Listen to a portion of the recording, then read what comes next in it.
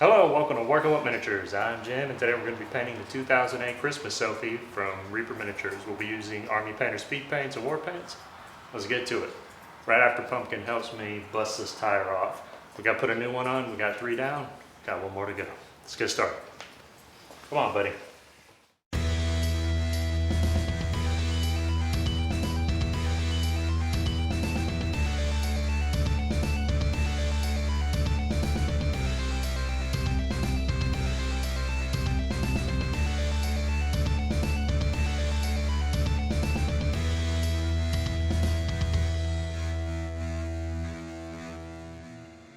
This miniature was primed with an airbrush using Vallejo primers, first with black, followed by zenithals of gray and white. Before adding any speed paints, I add matte white highlights everywhere. Alternatively, you can dry brush these highlights. I've been layering this on the hard way to help improve my brushing. Also, these highlights really only need to be done on the clothing and none of the flesh or armor, as these will be base coated later, and these highlights will be fully covered. I'm still doing them here as again, I want the practice. I continue these highlights over each piece which I've left unassembled. I use globs of poster tack to temporarily adhere these to dowel rods for ease of handling. Hang on, the hell is that? She got lice? No, it's a chigger. How the hell did that get in here? With the little parasitic red bug thoroughly obliterated between my fingernails, I finish highlighting before moving on.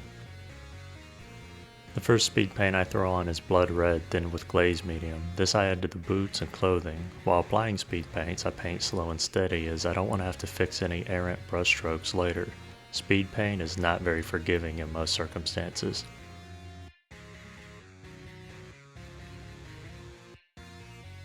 Without letting the blood red speed paint dry, I add some deeper shadows by mixing blood red, slaughter red, and glaze medium. Again, careful about my brush placement to avoid errant strokes.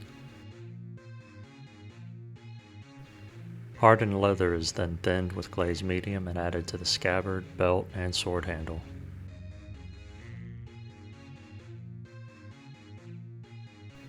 I mix a shade for the scabbard and belt, combining hardened leather, dark wood, and glaze medium, painting the areas that need to be darker.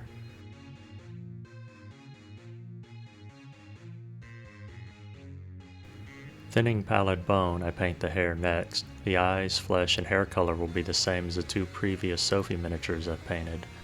I'm wanting to keep them fairly similar so that they'll look like they're the same person between models. Speaking of flesh, I thin Dorado skin and base coat all of the exposed skin. As stated previously, this will cover all of the white highlights I added earlier, but I don't mind. I need the extra brush practice and I'm waiting for the day for some great flesh-colored speed paints.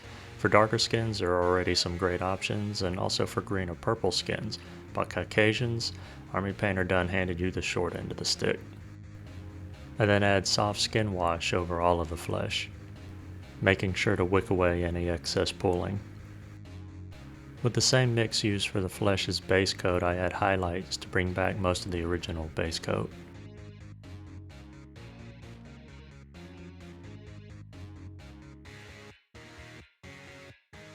Mixing Dorado skin with Jasper skin and thinning it with glaze medium, I add some more manual shadows.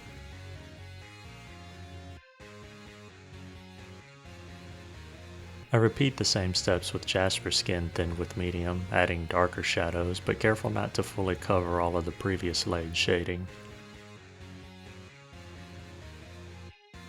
The first highlight is mixed and applied, careful not to cover all of the remaining base coat of Dorado skin.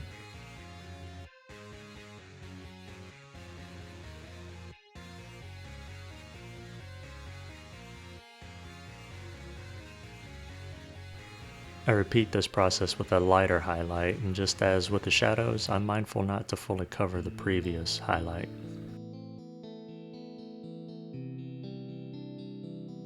Thinning garnet pigment toner, I like to add this on the cheeks, neck, and under the arms and armpits and the inner parts of the legs, or anywhere the body is the warmest.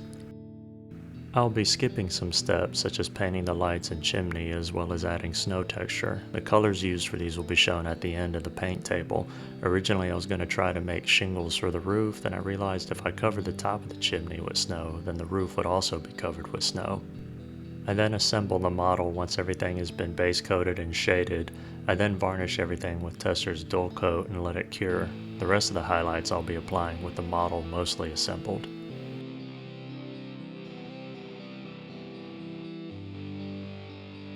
For the second highlight, I add drake tooth over the previous highlight of skeleton bone.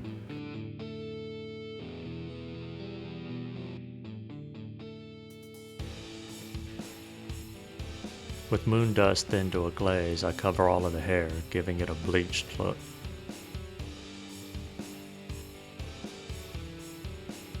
With all the metals painted, which again these steps will not be shown, though the colors will be listed in the chart at the end, I add runic gray speed paint over the silver metals and white frills of the clothing.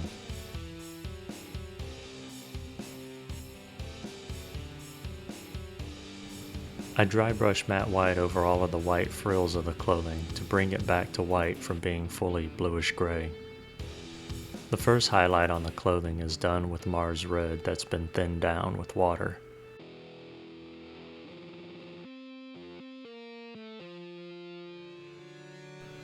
The clothing's second highlight is then done with lava orange that has also been thinned down with water.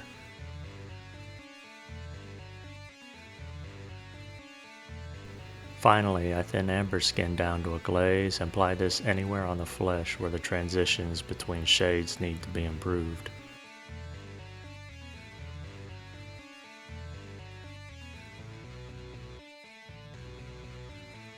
This is the final result. I wish I spent more time on the flesh and focused a lot more on making the transitions of shading more subtle. However, I'm still happy as it's easily the most difficult miniature I've painted to date. There are so many areas that were incredibly hard to paint, such as the thong, G-string, bikini bottom thing, and the eyes. Even before assembling the miniature, there was just so many hard to reach areas that are very tiny. Maybe in a couple of years I'll buy another and paint it again, comparing them side by side to see how I grew as a miniature painter. That's going to wrap it up for today. I hope you learned something or were inspired to start or expand your own collection. If you have any questions or comments, please leave them below. And if you like the content of this video and would like to see more, please like, share, and subscribe. I'm Jim with Working with Miniatures. I'm truly grateful for your time, and I bid you a farewell. Until the next video. Come on, buddy. Let's go set this bead.